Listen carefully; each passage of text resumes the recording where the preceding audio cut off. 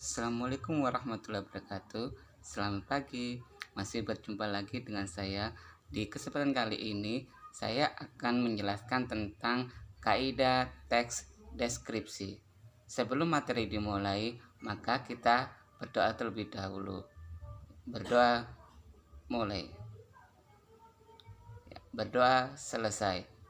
Sebelum materi dimulai, saya akan menjelaskan tujuan pembelajaran dari kaidah bahasa Indonesia adalah supaya kalian mengetahui atau memahami kaidah yang digunakan dalam teks deskripsi itu apa saja.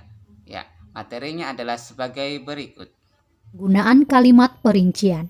Kalimat perincian adalah kalimat yang menjelaskan secara rinci atau detail objek yang dideskripsikan.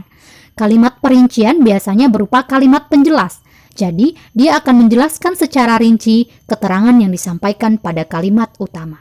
Contohnya, ibuku merupakan wanita yang cantik.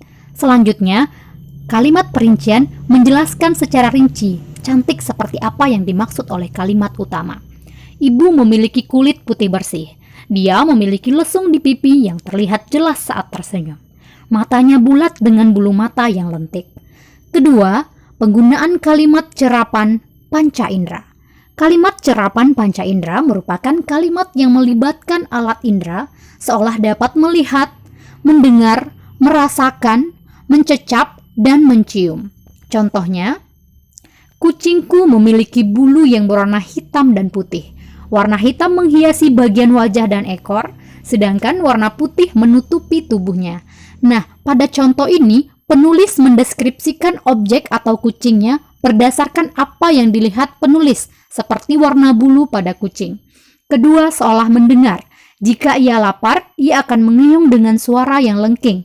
Ketiga, seolah merasakan. Saat aku pulang, ia akan menyambutku dengan menggosok-gosokkan bulunya yang lembut itu.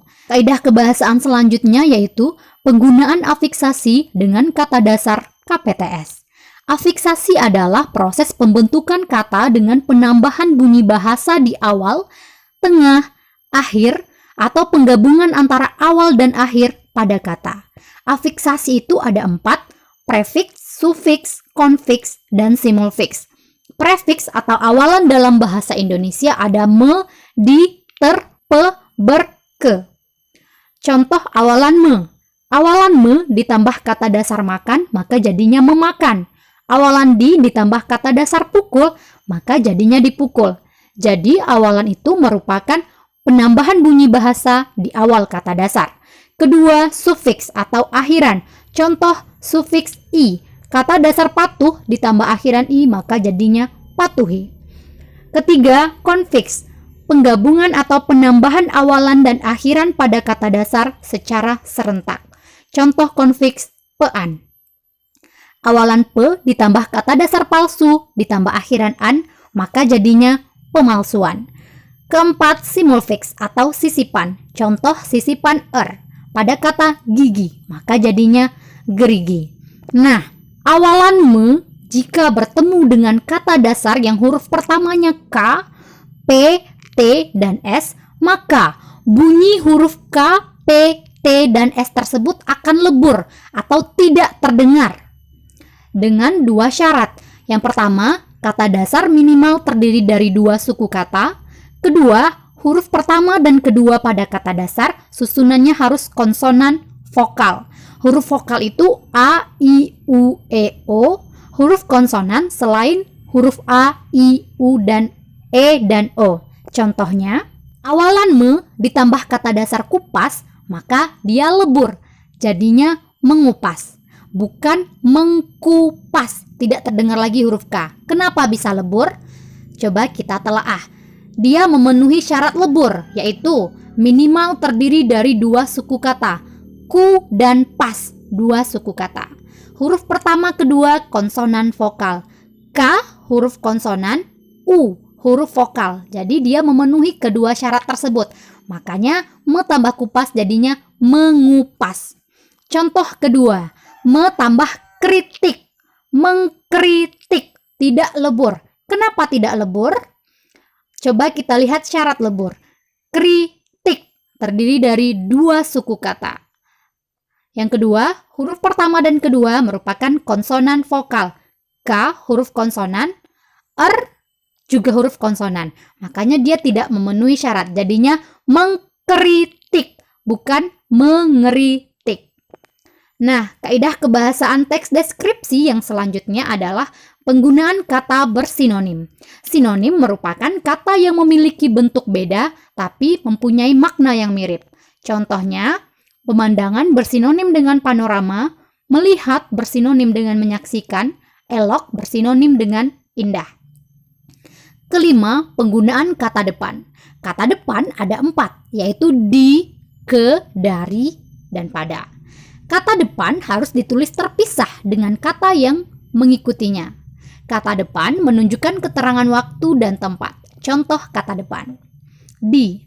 Pantai Posi-Posi merupakan salah satu pantai berpasir putih terbaik di Halmahera.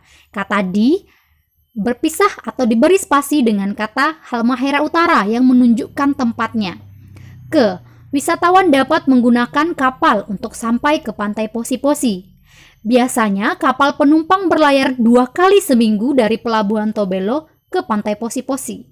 Keindahan pantai ini dapat dinikmati pada saat matahari terbit atau sore saat matahari terbenam.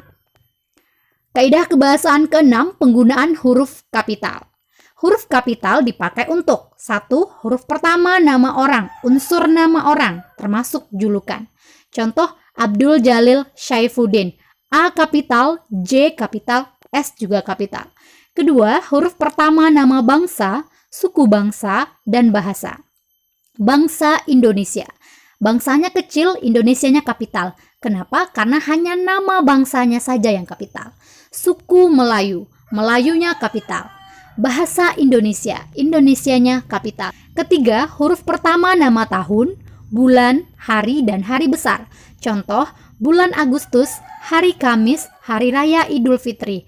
Bulan Agustus, bulannya kecil, A pada kata Agustus kapital karena hanya nama bulannya yang kapital. Huruf pertama nama geografi atau tempat.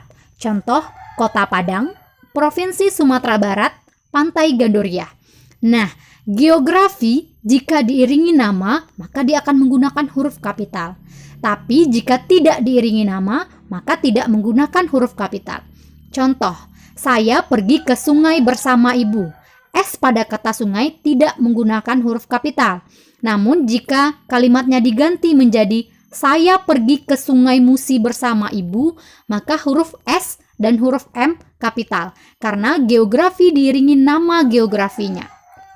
Ketiga, penggunaan pilihan kata dengan emosi kuat.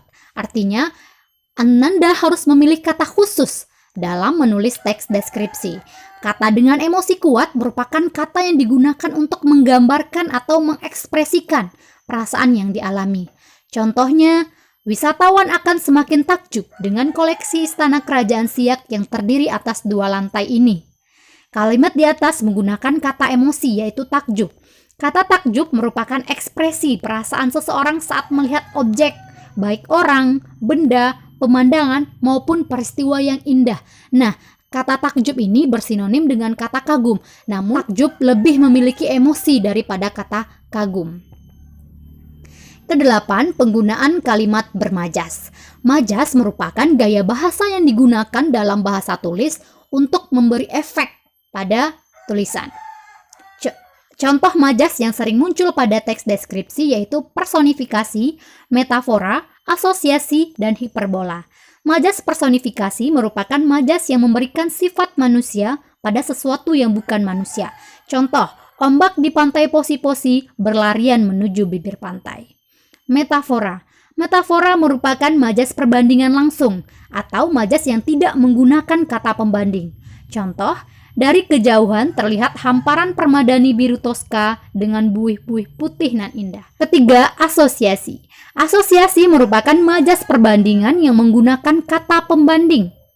Seperti, bagaikan, bak, umpama, dan laksana. Contoh, di bagian timur terdapat batu karang yang berdiri tegak memecah ombak dan menghasilkan buih putih bagaikan kristal. 4.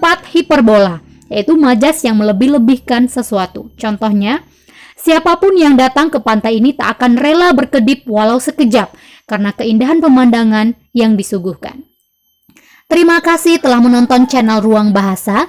Jangan lupa like dan subscribe ya. Wassalamualaikum warahmatullahi wabarakatuh.